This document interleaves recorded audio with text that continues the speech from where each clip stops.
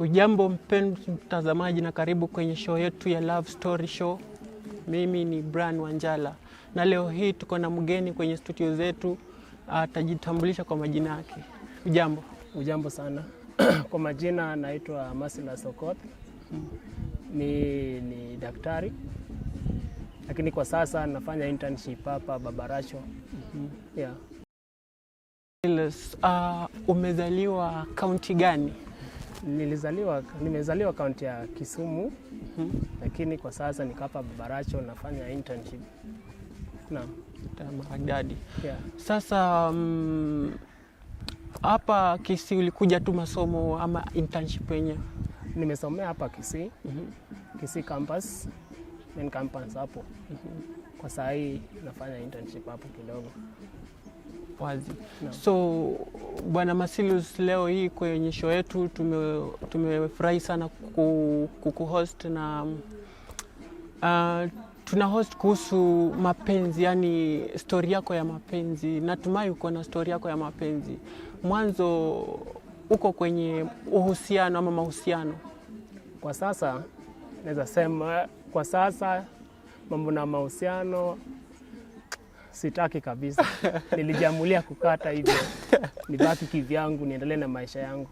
Na unaona una mabaya sana kwa kulingana na mapenzi. Inaniuma. Nikiangalia saa hii nikiona vile niko, at least niko sawa. Na hata saa hii vile nilitoka kazini huko, saa hii nataka kuenda uwanjani. Lakini mambo na mapenzi ndugu yangu, inaweza waji tu watu watulie kwanza. Naona nilijiingiza mahali pabaya. Sasa nilijamulia nikae. Niendelee na maisha yangu kwanza, nijipange. Nadhani una story kubwa kuhusiana na sababu ambayo inafanya useme hivyo.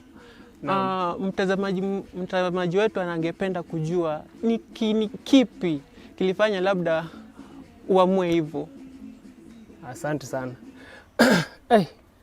Ni story ndefu lakini wacha nitaifupisha. Nadhani watazamaji wenye wanaona saa hii kwa hii story naweza kusema si ya uongo, ni ya ukweli, imenifanyikia na sitaki ifanyikie mtu mwingine huko nje. So vile nilizaliwa huko nyumbani, I'm the second born in the family of 7. So hapo kwetu hapo huyu ni msichana ndio mkubwa. So huyu msichana hakufaulu vizuri kimasomo, sasa alioleka kiharaka. Na mimi mambo na mapenzi sikuingilia mapema kwa sikujua mambo na mapenzi. Nilisoma kidato cha 4 nikamaliza. So ilifika kuingia campus, this campus life. Ilinipatia kichapo ingine sitaisahau maishani mwangu. So vile nilikuja campus, tukajoin freshers night ikakuwa hapo. Nikabahatika kupata mrembo kwa marafiki zangu walikuwa na warembo. Nilikuwa naona watu wanatembea wawili wawili. Unajua huko kikwetu, ukipatikana unatembea wawili wawili, si unajua tu unaelewa. Utaanza kusengenywa huko nyumbani, mara huyu ashaingilia mambo na usharati. So I was trying to avoid that. Lakini kufika campus, pressure campus ikaniingia. Nikabahatika kupata mrembo na nilimpenda because it was my first time to love. So nilimpenda kwa moyo wangu wote. Pia yeye alikuwa mwanafunzi. Alikuwa mwanafunzi. So msichana tulipendana hivyo. Little did I know, msichana alikuwa anipendi, ananiambia huko ananipenda lakini huko nje kwa moyo anipendi. So I even sacrificed everything. Hata nilikuwa naibia wazazi wangu na wapigia simu.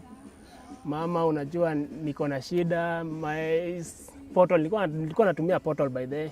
Unajua nyumbani washazi wajasoma. Walikuwa natumia. Nilikuwa naweza waambia mama, portal yangu imekwama, wanaitaka 1,000 na wananitumia. So wananitumia tu pesa hivyo na ninamtumia. Saa zingine huyu msichana anakuja kwangu ananiambia anataka kwenda out.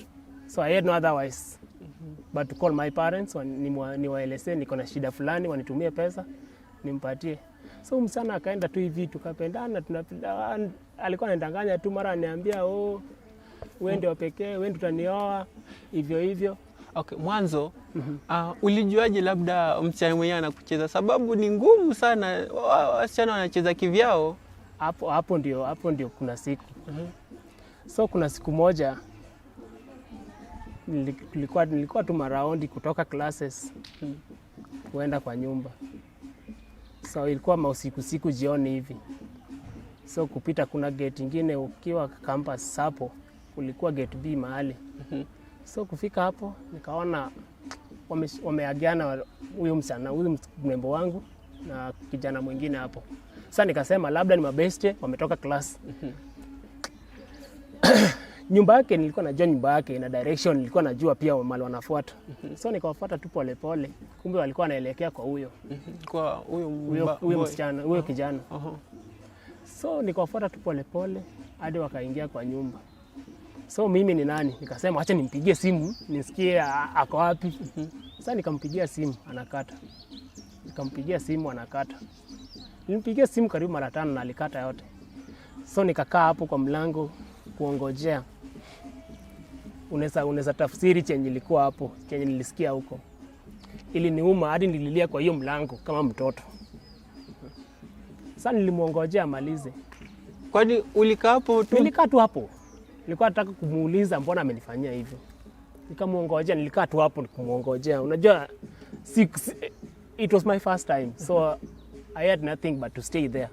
Nimuongojee, nimuone kwani ilikuwa shida gani wafanye kwa nyumba. So they did their things. Mimi nikakaa tu kwa mlango naongojea. Sasa sasa mbona ule wakati wakifanya kile kitendo, mbona hukuamua kuingilia kati, labda useme mbona mpenzi wangu anafanywa hivi na mimi niko hapa? Huyo kwanza huyo mzee, huyo kijana alikuwa mkubwa. Jua vile tuliingia campus ilikuwa wadogo, lakini huyo mzee vile nilimuona alikuwa kijitu la mtu, alikuwa bonge la mtu kweli. So vile ningeenda kubisha hiyo mlango, ningeleta vurugu, labda nipigwe. So nilijiamulia tu kukaa tu hapo nimuongoje. So vile walimaliza hivyo, sasa nililia. So nikakatoka nje kumsindikiza, akanipata hapo. Hakushtuka ati kuniangalia ati mara nini. Aliniambia wazi, my friend, yangu na yako imeisha. You are not financially stable. Hiyo ndio chenye aliniambia, iliniumiza kabisa. So I'm not financially stable. It means huwezi kuwa na mimi because I'm not financially stable. Sasa nikasema, so it means mapenzi ya siku hizi inaenda tu na pesa. Kama una pesa, una mapenzi. So I decided, nilijamulia kutoka siku hiyo. Nikae tu, nikamuuliza tena, are you serious or you are kidding me?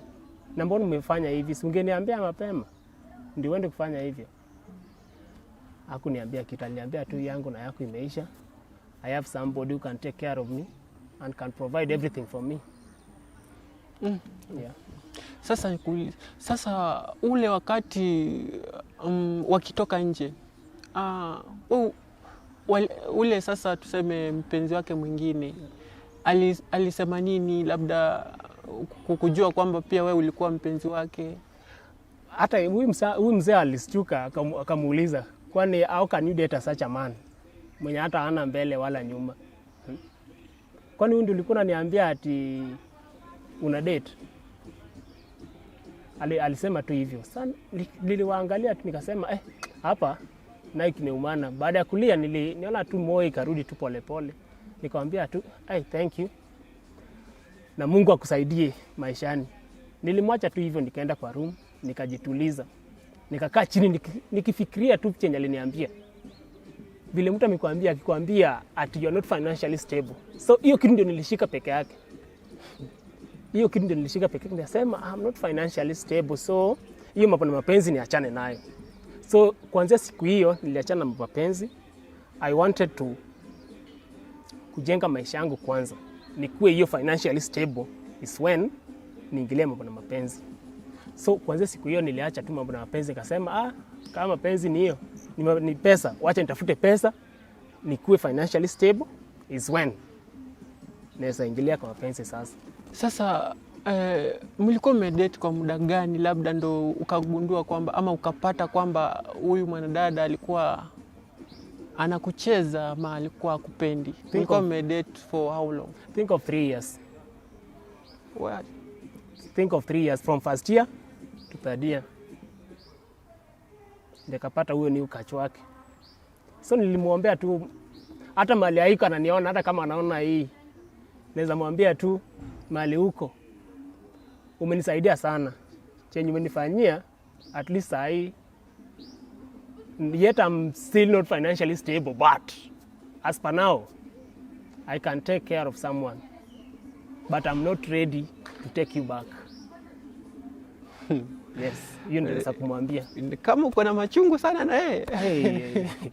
Chenye nilifanyia, unajua tu kitu ya kwanza. So unaelewa tu kitu ya kwanza, mpenzi ya kwanza. Na vile yeye ndio, he was the first lady me could date. Jai date, think of class 1, ukuje form 1 to form 4, then ukuje campus.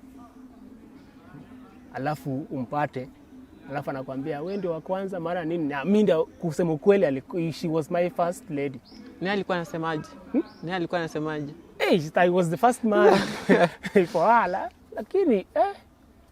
Lakini amenisaidia, naweza sema ningekuwa huko, ningekuwa kwa bondage nyingine hata ieleweki. Sasa hivi ningekuwa mbali, hata ningeshakufa. Kwa angenifanyia vitu zingine. Unaelewa tu maisha, things are not safe up here. Mbona unasema kwamba ungekuwa umekufa ama ningekufa bana? Ebu kama huyu bonge la mtu ako na huyo na sikujua ako na wangapi. I didn't know. Labda alikuwa na wengine huko nje pia. Unajua magonjwa pia iko. But I thank Christ, Mungu alinitoa hapo. And say I'm surviving. So you are not thinking of starting another relationship? Not now. Not now. Until I be financially stable. Nipate pesa yangu. Yes. So tuseme kwamba a lady approaches you right now, yeah? Mwenye ako financially stable. Then okay, akuja aseme kwamba okay, actually amekufulia, anakupenda. Si unajua huku nje ukitembea huwezi jua ni nani anakujua, labda ni nani hakujui. Lakini sasa tuseme kwamba amekuona kwa muda fulani. So utasemaje approach yake kwako, utaichukuliaje? Sababu anakupenda. Ananipenda na mimi simpendi. Lakini kwa sasa mambo na mapenzi ilinitoka moyo, ilinitoka roho. Sitaki kudanganya, ilinitoka roho kusema ukweli. Hata hivi mambo naona boys wanasema mara niko na feelings, I don't have it. I don't know why. I'm just surviving. Nasikia huwezi survive minus that thing nini. Nikasema I can't. So you decided to concentrate on work? My studies and my work. Yes, I'm still studying at the same time and still working. So nataka tu nikuwe stable kwanza, ndio nishughulikie mambo na mapenzi baadaye. Okay, yeah. Tukimalizia labda nataka uface sio kamera yako. No. Uambie watazamaji, most of those that wana plan kuingia kwenye mapenzi, youth sana. Ueleze ama nataka advice moja kwao before ingie kwenye mapenzi. Asante. Kwenye wananisikiliza hapo nje, wananitazama hapo nje, mimi naweza waambia mapenzi si kitu hivi ya kuchezea. Tafakari before uingie kwenye mapenzi. Mimi nilijiingiza kwa kutojua, lakini ukitaka kuingia mapenzi kwa sasa, kwa hii generation tuko nayo saa hizi, be stable first. Prepare your resources is when you approach a lady. Yeah. Asante sana kwa kutembelea kwa studio zetu siku ya leo, na nadhani vijana huko nje wenye wametazama show yetu wamejifunza kutoka kwako na kutoka kwa experience yako, kutokana na hii love story yako, na wafuate advice yako by the way, because ambapo venye umesema actually that's true. Yafaa ukuwe financially stable. Si rahisi. Yeah. Si rahisi. Mambo na mapenzi si rahisi. Msichukulie hivi. Mambo na mapenzi achaneni nayo. So, you have to take care of yourself first. Wewe jipange kwanza, usiingilie hivi vile nilijiingiza. Ili niumiza roho. Hadi wa saa hii bado sitaki mambo na mapenzi. So tusiingilie mapenzi hivi. Mtazamaji, nashukuru sana kwa kujiunga nasi siku ya leo. Imekuwa show yako Love Experience Show, na Kama kawaida tunakuletea entertainment, it is educative, na ukitaka kujifunza kutokana na mapenzi, jiunge nasi, tutazidi kusonga mbele pamoja. Asanteni.